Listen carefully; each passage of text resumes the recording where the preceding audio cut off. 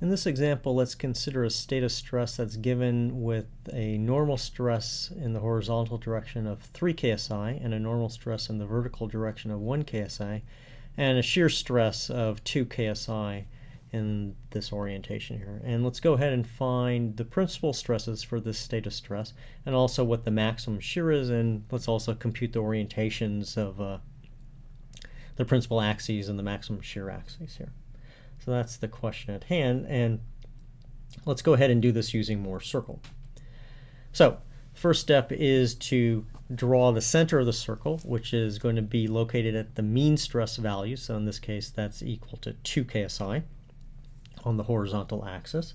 So the horizontal axis is the normal stress and the vertical is the shear pointing down.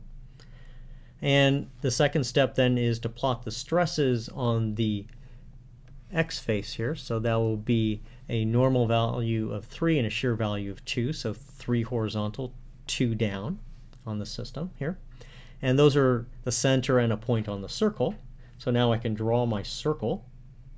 And I can identify now where the principal stresses are. Those are the 2 intersections with the horizontal line there. And I can now use geometry to figure out the values here. So sigma 1 and sigma 2, they're going to be the mean value 2 plus the radius and minus the radius of the circle. And the radius of the circle is easy enough to figure out here.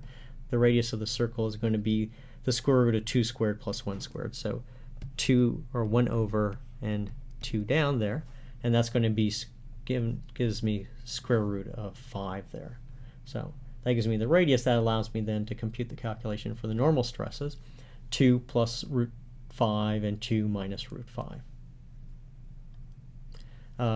The principal angle I can get out of the figure here. I need 2 theta p is the rotation from the ray that goes from the center to the known state of stress to the horizontal axis.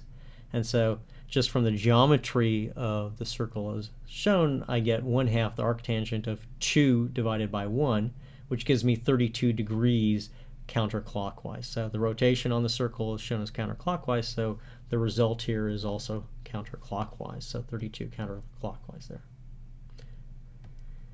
Tau max is going to be the radius of the circle, so that's just square root of 5, and the angle I can also get off the circle there is twice the maximum shear angle is the angle that takes me to the bottom of the circle. So that's 1/2 the arctangent of 1 over 2.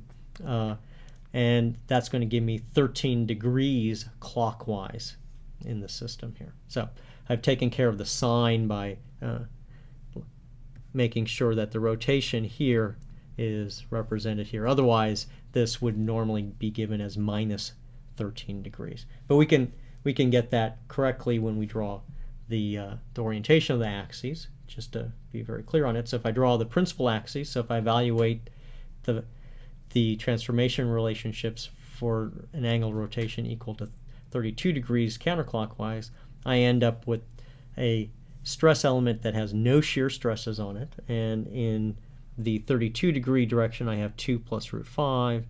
And in the orthogonal direction, I have 2 minus root 5. So that's the exact same state of stress as I have up here, but it's just drawn on an element that's rotated 32 degrees, and so then we have no shear in this orientation.